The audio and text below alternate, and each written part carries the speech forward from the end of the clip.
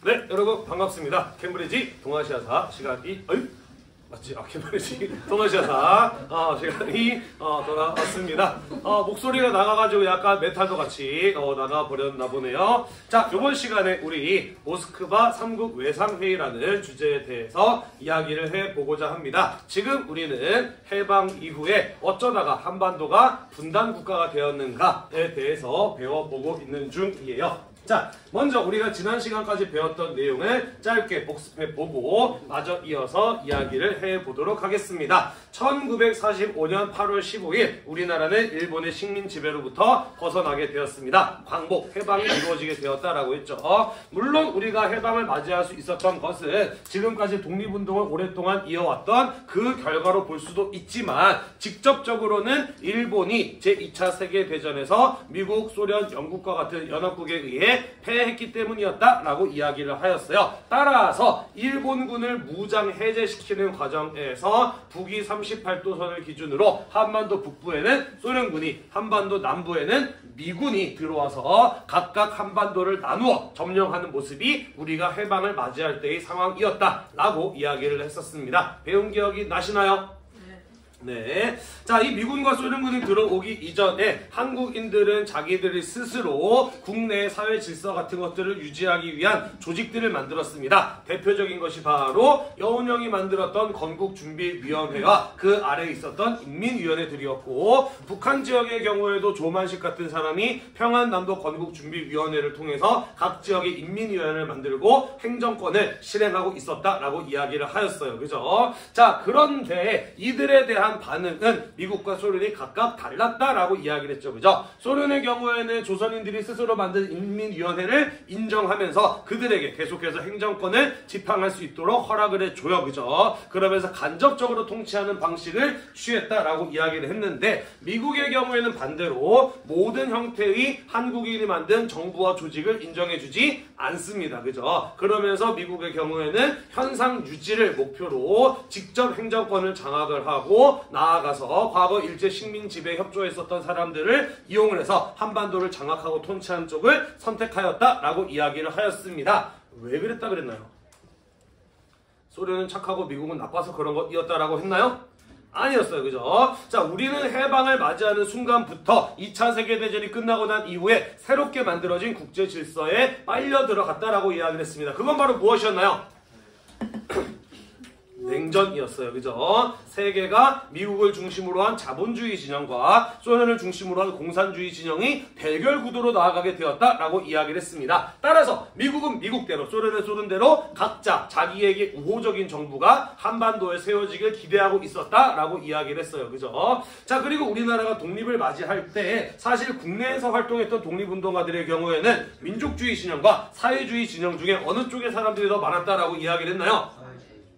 그렇죠. 가난한 나라에서 빨리 퍼지는 사회주의 쪽에서 활동한 사람들이 많았고, 그들이 민중에 조금 더 넓은 지지를 받고 있었다라고 이야기를 했어요. 그죠? 따라서 소련이 인민위원회를 인정하고 미국이 인정하지 않은 것은 소련 입장에서는 한국 사람들 가만 놔둬도 자기에게 우호적인 정부를 세울 것이라는 것이 기대되었기 때문이고, 미국은 자기가 직접 나서야 된다라고 판단했기 때문이었다라고 이야기를 했어요. 그죠?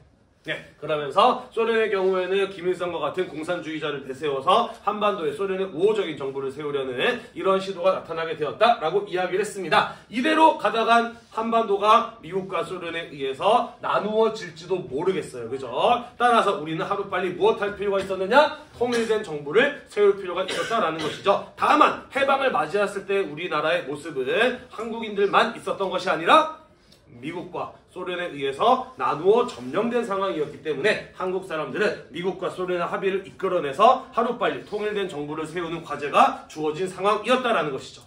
이해되나요? 네. 자, 그러면 이후의 상황이 어떻게 전개되었는지 같이 한번 하나씩 살펴보도록 하겠습니다.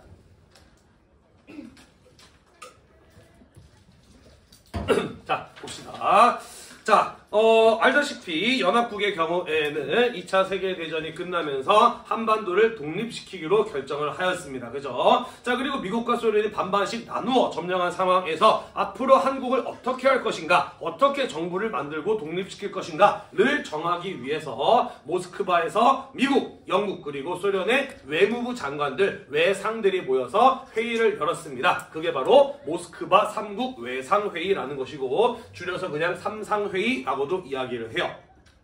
자, 여기에서 한국의 독립 문제에 대해서 논의가 이루어지게 되었는데 미국과 소련의 의견이 갈렸습니다. 미국 쪽에서는 뭐라고 이야기를 했느냐? 한반도의 사람들은 아직까지 스스로 국가를 운영해 나갈 수 있는 독립의 능력을 갖추고 있지 못하고 있기 때문에 연합국에 의한 일정 기간의 신탁 통치가 필요하다라고 주장을 하였던 것이죠. 자, 그리고 소련의 경우에는 아니다. 지금 곧바로 임시정부를 세워도 된다라고 주장했어요. 다시 말해서 즉각적인 독립을 해도 괜찮다라는 것이 소련의 주장이었다라는 것이죠. 자, 사실 이렇게 미국과 소련의 입장이 나뉘었던 것은 마찬가지로 미국이 우리나라 사람들을 얕잡아봤고 소련이 우리나라 사람들의 능력을 인정해줘서 이런 대화가 나온 게 아니에요. 그죠? 아까도 이야기했듯이 해방을 맞이할 때 어떤 쪽이 좀 더 사람들이 많고 지지를 받았다?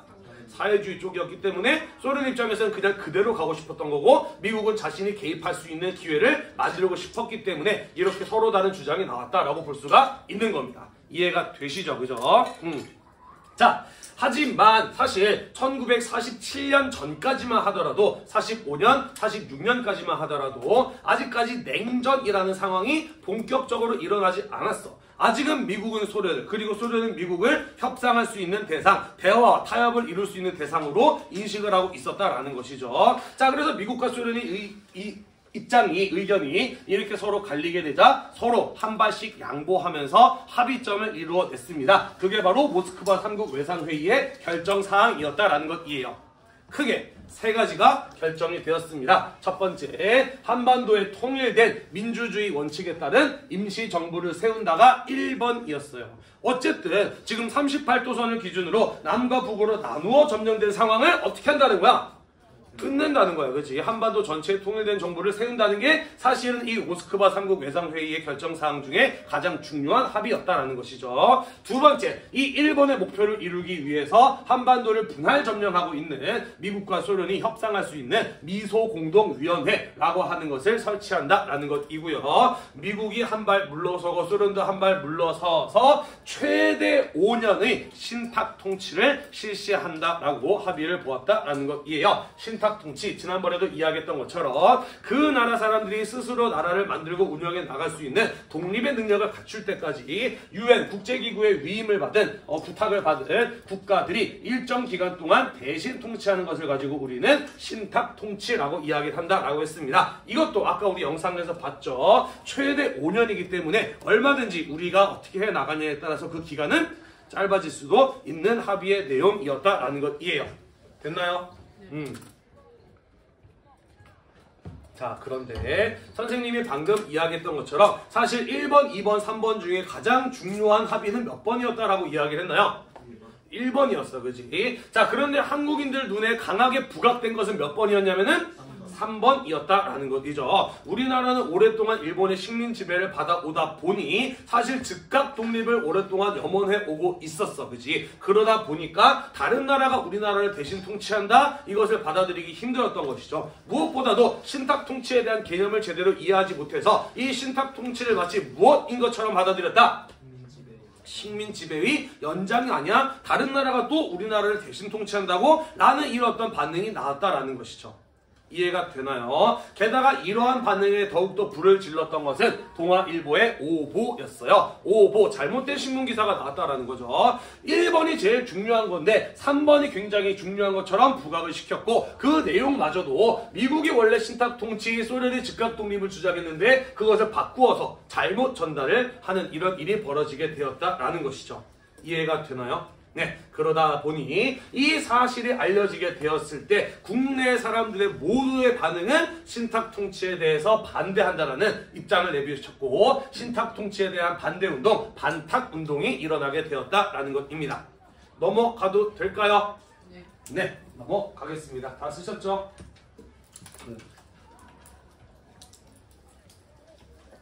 자, 그런데 이 동아일보의 잘못된 신문 기사가 아니라 모스크바 3국 외상회의의 결정사항이 공식적으로 발표가 되면서 이 사실을 알게 된 국내 정치 세력들에는 의견의 대립, 의견이 바뀌고 나뉘는 모습이 나타나게 되었다라는 것입니다. 자, 김구나 이승만과 같이 우익에 해당하는 인물들의 경우에는 여전히 신탁 통치에 대해서 절대 반대하는 입장이었어요. 우리는 스스로 국가를 운영해 나갈 수 있는 능력을 이미 갖추고 있다. 신탁 통치를 하겠다는 것은 우리의 자주권을 부정하는 것이다. 라고 하면서 계속해서 신탁 통치에 대한 절대 반대의 입장을 유지하고 있었는데요. 중도적인 입장의 사람들이라든지 좌익적인 성향을 가지고 있었던 여운형이나 박환영 같은 인물들은 처음에는 마찬가지로 신탁 통치에 대한 이해가 부족해서 식민 지배 연장인 것처럼 이해를 했고 반대의 입장을 비쳤습니다만은 삼상회의의 결정사항이 공식적으로 발표되고 난 이후에는 그 결정을 지지한다 라는 쪽으로 입장이 바뀌게 되었다라는 것이에요. 왜 지지하게 되었느냐? 어찌되었든 우리가 아까 봤듯이 1번, 2번, 3번 중에 제일 중요한 게 무엇이었다라고 이야기를 했어요? 1번. 통일된 임시정부를 세운다는 것이 가장 중요했어요. 그죠? 현재 우리나라를 미국과 소련이 나누어 점령하고 있는 상황에서 둘 간의 합의가 깨지게 된다면 그것은 무엇을 의미하는 거예요? 분단을 의미하는 거예요. 그죠?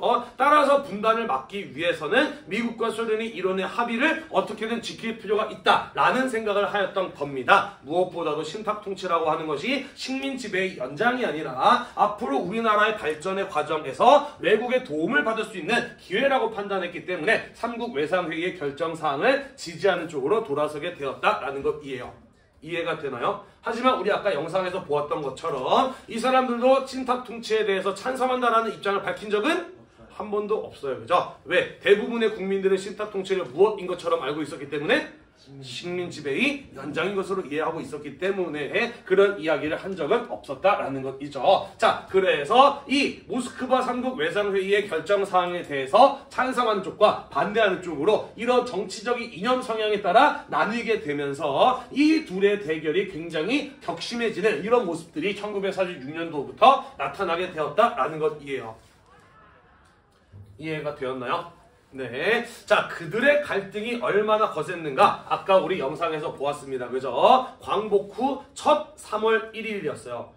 우리가 그토록 부르짖고 싶었던 대항 독립 만세를 이제는 마음껏 외쳐도 그 누구도 뭐라 하지 않는 자유의 해방의 시기가 왔습니다. 얼마나 뜻깊은 날이에요. 그죠? 하지만 이 기념 행사를 이 좌익은 좌익대로 우익은 우익대로 따로따로 개최를 했고 이 집회에 참여했던 사람들이 서로 만나서 싸움이 벌어지는 이런 일들이 일어나게 되었다라고 했잖아요. 그죠? 그들 사이의 갈등과 대립의 골이 얼마나 깊었는가를 알 수 있는 부분이다라는 것이죠. 자, 그래서 둘 사이에 껴있는 여운형과 같은 중도적인 입장을 가진 사람들의 경우에는 일단은 하루빨리 임시정부를 수립하는 게 중요하다라고 생각을 해서 왜냐? 아까도 이야기했듯이 미국과 소련의 합의를 이뤄내는 것이 깨지게 된다면 분단이 예상되기 때문이에요. 그죠? 자, 그래서 중도적인 입장을 가진 사람들은 미국과 소련의 공동위원회, 미소공이라고 줄여서 부르는데 미소공동위원회에 적극적으로 협조하려는 모습을 보였습니다만은 사실 찬성과 반대의 입장으로 나뉘어서 뜨거운 대결이 벌어지고 있을 때 중간적인 입장을 가진 사람의 목소리는 잘 들리나요? 잘 들리지 않나요? 사실 잘 들리지 않아요. 그죠? 이런 어떤 좌익과 우익이라고 하는 이념적 성향에 따라 그들의 입장이 나뉘어지고 또 치열한 대립이 벌어지게 되면서 중도적인 입장을 갖는 사람들은 점차 그들의 목소리가 더 약해질 수밖에 없는 이러한 상황에 놓이게 되었다라는 것이죠. 또 굉장히 재미있는 점은 무엇이냐면은 동아일보의 신문기사가 오보라고 알려졌지만 여전히 대부분의 사람들은 신탁 통치를 누가 하자는 것으로 알고 있었다? 소련이 하자고 한 것으로 알고 있었다라는 것이에요. 그래서 신탁 통치에 대해 찬성하는 것은 소련에게 나라를 팔아먹으려고 하는 나쁜 공산당 매국노나 하는 짓이야 라는 이런 인식이 굳어져 버리고 말았다라는 거예요. 이해가 되시죠? 그죠? 그러면서 대다수의 민중들의 경우에는 신탁 통치에 대해 반대하는 반탁의 입장을 지지하는 생각을 가지고 있었기 때문에 사실 해방이 이루어졌을 때 좌익 쪽 사회주의적 경향을 갖는 사람들의 지지가 더 높았으나 이 신탁 통치 문제를 계기로 해서 우익 쪽 세력들이 그것을 조금씩 따라잡는 극복해 나가는 이런 어떤 급성장하는 모습을 보이게 되었다라는 것이고요. 재밌는 거는 이 우익 세력이 성장하는 과정에 누가 숟가락을 같이 얹었다?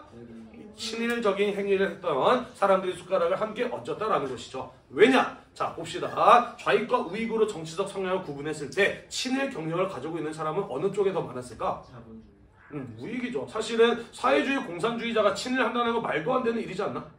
그죠? 우익 쪽에 다수는, 다는 아닙니다만은 일부 친일 경력을 가지고 있었던 사람들의 경우에는 이때야말로 자기의 과거 비민족적인, 반민족적인 행위를 덮을 수 있는 절호의 기회라고 생각을 한 겁니다. 신탁 통치에 대해서 찬성하는 놈들이 나쁜 놈들이다라는 이미지가 만들어지게 되면서 우리는 신탁 통치에 대해 반대하는 애국자야. 이것에 대해서 반대하는 쟤네가 나쁜 놈들이야. 라는 식으로 과거 친일 경력을 가지고 있었던 사람들이 자신의 과거를 세탁을 하면서 좌익 쪽 사람들 오히려 이 반민족적인 행위를 하는 사람들로 몰아가는 이런 어떤 일들이 벌어지기도 하였다라는 것이에요.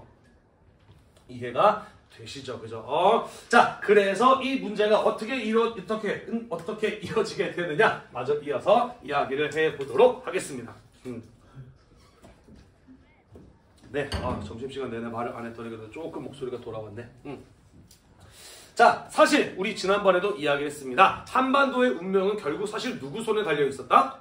미국과 소련의 손에 달려 있었어요. 그죠? 국내 정치 세력들이 신탁 통치에 대해 찬성한다, 반대한다, 부르짖어도 미국, 소련은 자기들이 하기로 한 거 그냥 그대로 합니다. 그죠? 자, 이 모스크바 3국 외상회의에서 결정이 된 것이 무엇이었어요? 한반도에 통일된 임시정부를 세우고 그것을 위한 미소 공동위원회를 개최한다라는 것이었어요. 그죠? 자, 그래서 1946년 3월 제1차 미소 공동위원회가 열렸고 한반도에 어떠한 방식으로 통일된 민주주의 원칙에 따른 임시정부를 세울 것인가에 대해서 미국과 소련이 함께 논의를 하게 되었다라는 것입니다. 쟁점은요, 국내 어떠한 정치 세력들, 어떠한 정당과 사회단체들을 새롭게 만들어진 민주주의 원칙에 따른 임시정부에 참여시킬 것인가가 핵심적인 주제였다라는 것이죠. 자, 그런데 여기서도 미국과 소련의 의견이 나뉘었다라는 것이죠. 소련 쪽에서는 뭐라고 이야기를 했느냐? 지금 만들어지는 이 임시정부는 모스크바 3국 외상회의의 결정사항에 따라 만들어지는 임시정부이다. 따라서 이 모스크바 3국 외상회의의 결정사항을 지지하는 정당과 사회단체들만 참여시켜야 되는 거 아니냐라고 주장했다라는 거죠. 틀린 말인가요? 사실 이것도 맞는 말이기는 해요. 자, 이에 대해서 미국은 뭐라고 반대를 했느냐? 무슨 소리냐? 민주주의 원칙에 따른 임시정부를 만들 것이라고 한다면 그들이 어떠한 생각을 가지고 있던 간에 한국인의 모든 정당과 사회단체가 함께 할 수 있어야 되는 거 아니냐라고 주장했습니다. 이것도 틀린 말인가요? 이것도 맞는 말이에요. 그죠? 하지만 이러한 주장을 하게 된 데에는 미국은 미국대로 소련은 소련대로의 계산이 숨겨져 있었다라는 것이죠. 아까도 이야기했듯이 우리나라는 해방이 이루어질 때 사실 어느 쪽에 이념적 성향을 갖는 사람들이 더 많았다? 사회주의적 성향을 갖는 사람들이 더 많았다. 따라서 또한 우리가 아까 보았던 것처럼 모스크바 3국 외상회의의 결정사항을 지지하는 사람들은 어떤 쪽의 사람들이었어요? 좌익, 우익. 어느 쪽이었어요? 좌익 쪽 사람들이었어요. 그죠? 따라서 소련 입장에서는 자신에게 우호적인 정부를 세우려는 계산이 깔려 있었던 곳이고 미국 입장에서는 그것을 막으려면은 우익 쪽 사람들도 반드시 여기에 끼워 넣을 필요가 있었던 겁니다. 이해가 되나요? 자, 그래서 이러한 의견의 대립이 일어나게 되었을 뿐만 아니라 이 미국과 소련이 서로 물러나지 않게 되면서 결국 제1차 미소 공동위원회의 경우에는 합의를 이끌어내지 못하고 결론을 내지 못하고 결렬되어 버리고 말면서 무기한 휴회에 들어가게 되었다라는 것입니다. 아까도 이야기하였듯이 한반도의 운명은 미국과 소련의 손에 달려 있었어요. 그죠? 따라서 이들의 합의가 깨지는 순간 한반도는 분단의 위기에 처하게 된다라고 이야기를 했는데 실제로 지금 미국과 소련의 합의가 어떻게 됐어요? 이뤄내지 못했어요. 그죠? 그러면서 이러다 분단이 되는 것 아닌가라고 하는 위기감이 서서히 나타나기 시작을 하였다라는 것입니다. 이해가 되나요? 이러한 위기감에 더욱더 위기감을 크게 만드는 사람들이 국내에서도 활동을 하고 있었습니다. 예를 들자면 북한에서는 북조선 임시인민위원장에 임명이 되었던 김일성 같은 사람이었다라는 것이죠. 이 사람은 북한에서 독자적인 정권을 만들기 위한 작업을 차근차근히 진행해 나가고 있었습니다. 가장 대표적인 사례가 무엇이냐면 바로 1946년 3월에 실시한 북한 지역의 토지개혁이었어요. 자, 해방이 이루어지는 시점에 우리 사회가 해결해야 될 가장 중요한 과제는 크게 세 가지가 있었습니다. 첫 번째는 하루빨리 정부를 세워서 나라를 만드는 일이었던 것이고요. 두 번째, 그렇죠. 과거에 친일 경력을 가지고 있었던 사람들을 어떻게 처벌할 것인가가 두 번째 문제였고, 세 번째 문제가 바로 무엇이었다? 이 토지개혁의 문제였다는 겁니다. 이게 왜 그렇게 중요했느냐? 한국은 농업국가였고 사람들의 거의 대부분은 농사를 짓는 농민들인데 그들의 삶이 어땠나요? 잘 먹고 잘 살았나요? 아니었어. 이 사람들은 백날 열심히 일해도 늘 가난할 수밖에 없었어. 왜? 자기의 땅을 가지고 있지 못했기 때문에 그래, 그지? 이 사람들 왜 자기 땅을 못 가지고 있지?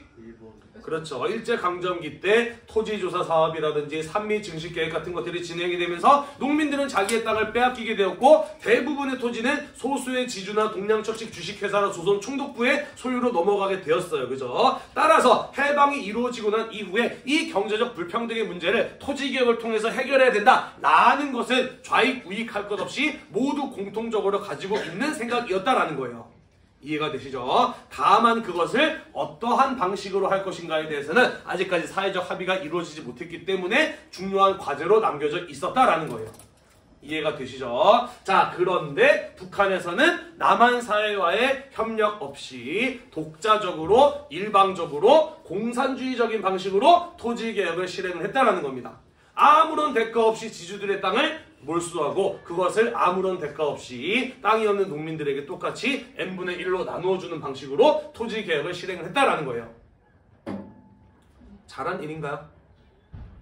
뭐 사람들의 생각에 따라서 토지개혁이 어떤 식으로 이루어져야 되는가의 생각은 다 다를 수 있다라고 생각을 합니다. 뭐 이것도 아예 나쁜 것은 아니었다라고도 생각할 수 있다고 선생님은 생각을 해요. 다만 문제는 뭐냐? 북한이 남한 사회와의 협의 없이 북한 지역에서만 독자적으로 토지개혁을 해버리는 바람에 북한과 남한 사회의 경제 구조적인 성격이 서로 달라지기 시작을 해요. 그죠? 그러면서 원래 하나였던 나라가 서로 다른 성격을 가진 두 개의 지역으로 바뀌어 나가는 이런 어떤 분단의 위기가 고조되게 만들었던 게 바로 이 북한의 토지개혁이었다라는 거예요. 무슨 말인지 이해가 되시죠? 자, 한편 남한에서도 이러한 분단의 위기를 부추기는 사람이 있었습니다. 그가 바로 누구였냐면은 이승만이라는 사람이었던 것이죠. 자, 우리 지난 시간에 이야기했던 것처럼 이승만의 경우에는 오랫동안 미국에서 혼자 활동을 해왔던 사람이기 때문에 자기가 다시 한국 내에서 정치적인 영향력을 얻기 위해서는 뭔가 새로운 것들을 해나갈 필요가 있는 입장의 사람이었다라는 것이죠. 만약에 남북한의 통일된 정부가 세워진다고 한다면 자기의 입지가 약해지지 않을까? 나랑 함께했던 독립운동가가 나는 별로 많지 않은데 내가 과연 통일된 정부에서 내가 정치 권력을 장악할 수 있을까? 라는 것들이 우려되었던 것으로 보여요. 그래서 우리가 아까 영상에서 보았던 것처럼 전국 각 지역을 돌아다니면서 자기의 지지 기반을 넓히기 위한 연설을 하면서 전국 각지를 순회를 하게 되는데, 그때 전라북도 정읍에 가서 뭐라고 이야기를 하느냐? 우리에게 현재 가장 시급한 과제는 하루빨리 정부를 세우는 일이다. 그런데 지금 미국과 소련이 합의가 이루어지지 못해서 정부 세워지는 일이 자꾸 늦춰지고 있으니 가능한 미국이 장악하고 있는 남한 지역에서만이라도 일단 단독 정부를 먼저 세우자라는 이런 공개적인 주장을 하였다라는 것이죠. 만약에 남한만의 단독 정부가 세워진다고 하는 것은 그것은 곧 무엇을 의미하는 것이에요? 그 역시 그렇죠, 분단을 의미하는 것이기도 해요. 그죠? 자, 그러면서 남북한 모두에서 자신의 이익을 위해 분단의 분위기를 조장하는 이러한 사람들도 나오게 되면서 이러다가 진짜 뭐 되는 거 아니야? 분단이 되는 거 아니야? 라는 위기감이 나타나게 되었다라는 이야기가 되겠습니다. 됐나요? 네. 자, 따라서 우리는 분단을 막기 위해서는 무엇 할 필요가 있었을까? 분단을 막을 수 있는 방법은 뭐예요? 누가? 미국과 소련의 합의를 이끌어내는 거예요. 그죠? 미국과 소련의 합의를 보지 못하고 있는 이유는 뭔가요?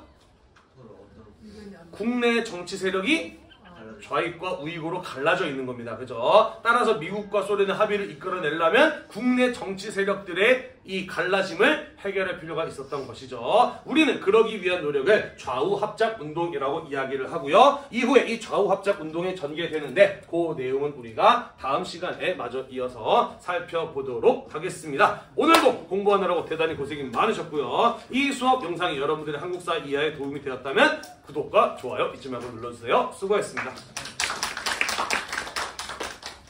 성현이가 자고 있어서